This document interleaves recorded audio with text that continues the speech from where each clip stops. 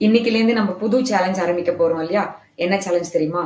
ஒவ்வொருத்தரும் ராத்திரி 9லேருந்து 10 மணிக்குள்ள கட்டாயம் தூங்க போயிடணும். தூக்கம் வருதோ இல்லையோ படுத்து கண்ண மூடி கேட்ஜெட்ஸ் எல்லாம் ஆஃப் பண்ணி லைட் எல்லாம் ஆஃப் பண்ணி ஸ்கிரீன் எல்லாம் போட்டு நாய்ஸ் இல்லாத கதவு ஜன்னல்லாம் மூடி படுக்க போயிடணும். இதனால நிறைய பெனிஃபிட்ஸ் உடம்புக்கு, ஹெல்த்தி லைஃபை நோக்கி நம்ம எல்லாம் போக முடியும்.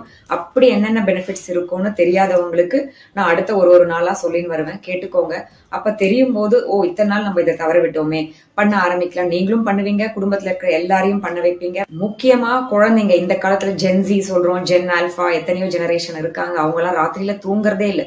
தூங்குற டைம் அவங்களுக்கு எல்லாம் 2 மணி 3 மணி தான். சோ அந்த மாதிரி இருக்கவங்களுக்கு எவ்வளவு கெடுதல் இது பண்ணும் அப்படின்னு புரிய வைக்கிறதுக்கு தான் இந்த மாதிரி ஒரு சேலஞ்ச் கொண்டு வந்திருக்கோம். வீட்டுல இருக்க பெரியவங்க தெரிஞ்சுட்டு அவங்க கிட்ட சொல்லலாம். அவங்க சொன்னதெல்லாம் கேட்ட மாட்டாங்க, ஆனா சொல்லிட்டே இருப்போம்.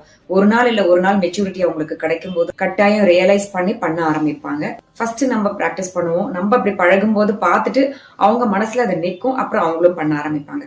ஆரம்பிக்கலாமா? 9 மணிலேருந்து 10 மணிக்குள்ள கட்டாயம் பெட்டுக்கு போய் தூங்க ஆரம்பிக்கணும்ன்ற இந்த சேலஞ்சை 7 நாளைக்கு தொடர்ச்சியா. Okay, all the best.